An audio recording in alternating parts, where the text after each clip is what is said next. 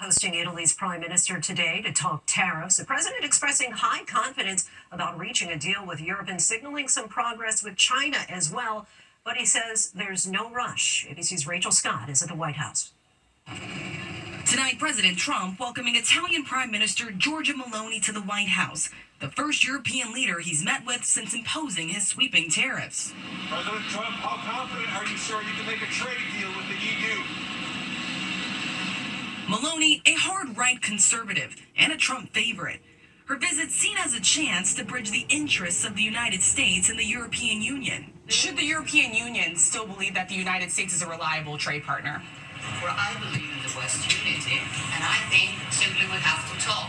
She believes in the president. She believes in the president. The president says there's a 100% chance of a trade deal with Europe. And tonight, he signaled a possible thaw in the trade war with China after imposing a staggering 145% tax on all Chinese products coming into the U.S. China retaliating by slapping a 125% tariff on all American imports, including soybeans from American farmers. You said that you have a good relationship with President Xi. Why not pick up the phone and call him and make a deal? Well, we're going to make a deal. We'll have a deal.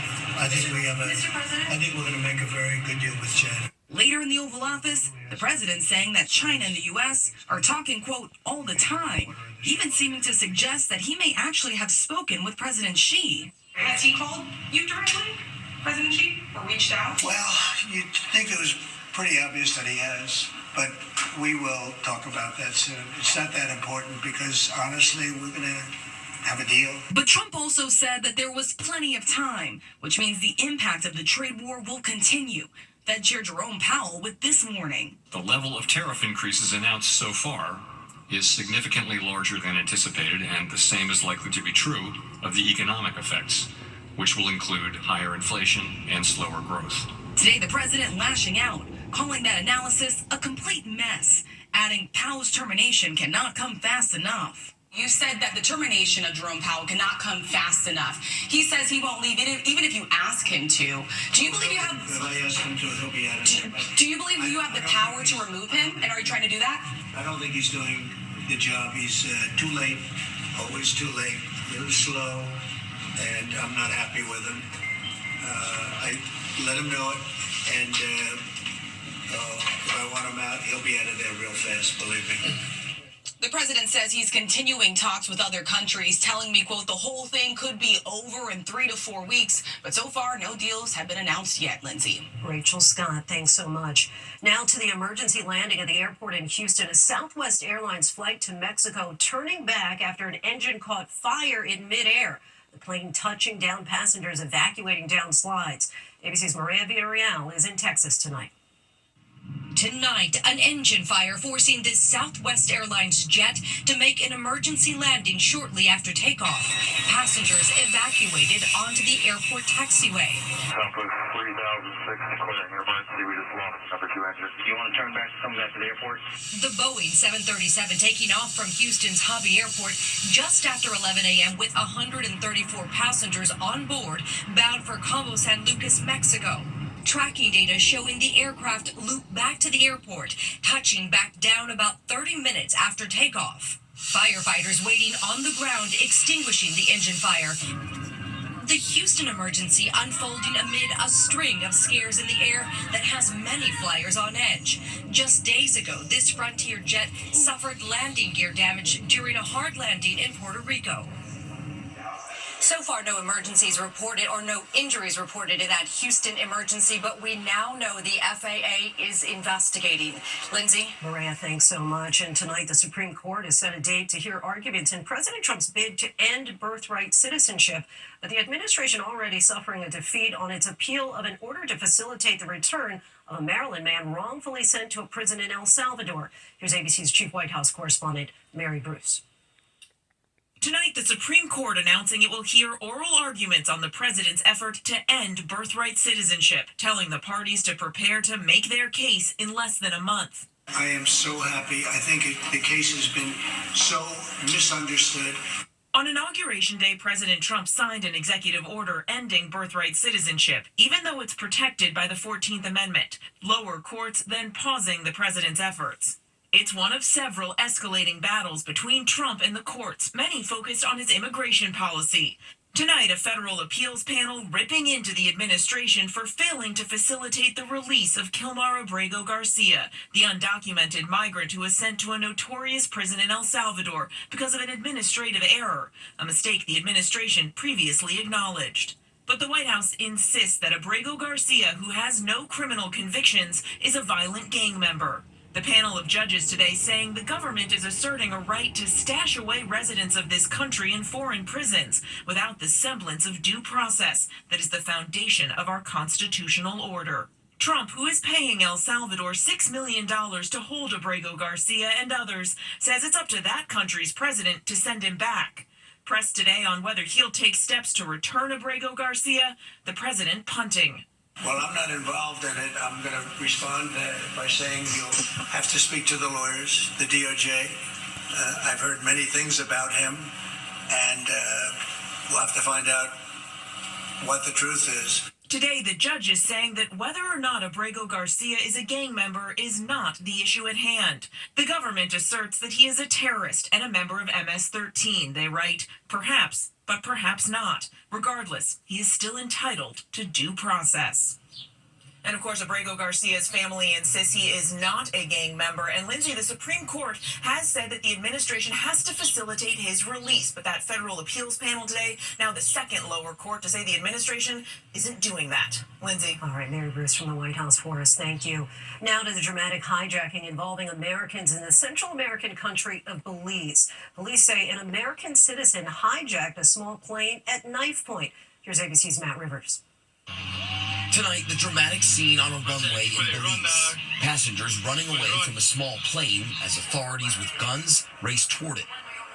On board, an alleged hijacker who was a U.S. citizen shot dead by a passenger with a gun.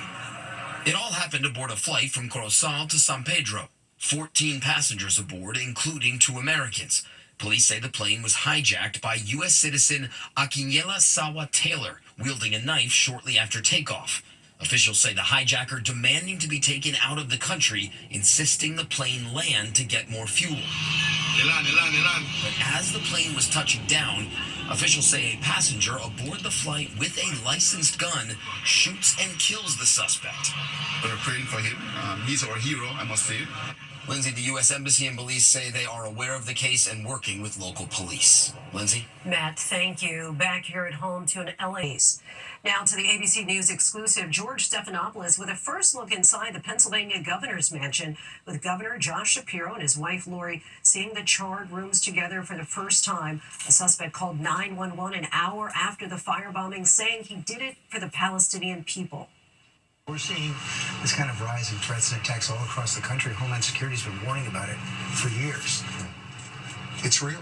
I mean, this is sadly a real part of our society today, and it needs to be universally condemned, George. I don't care if it's coming from the left, from the right. I don't care if it's coming from someone who you voted for, someone who you didn't vote for, someone on your team or someone on the other team. More from George and his time with the governor and first lady tomorrow on Good Morning America. When we come back, the school bus rolling over on the highway, one person killed, many others injured. The promising new pill for weight loss and the horrific cable car accident. 4 people killed when a cable snapped high above the ground. Targeted Relief.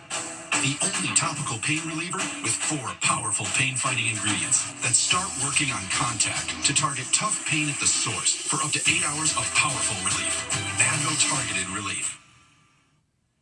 Tonight, an alarming school bus accident outside Charlotte, South Carolina. Late word, one of the victims has died. The bus blowing a tire, rolling onto its side on Interstate 77. 35 children and 3 adults on board. 11 victims were taken to the hospital. Several are in critical condition.